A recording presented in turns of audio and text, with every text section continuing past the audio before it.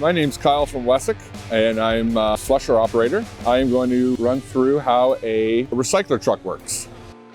It's really cool technology. It enables us to use the same water all day, where a traditional vac truck, you'd have to go fill up 3, 4, 5 times a day, depending on what you're doing.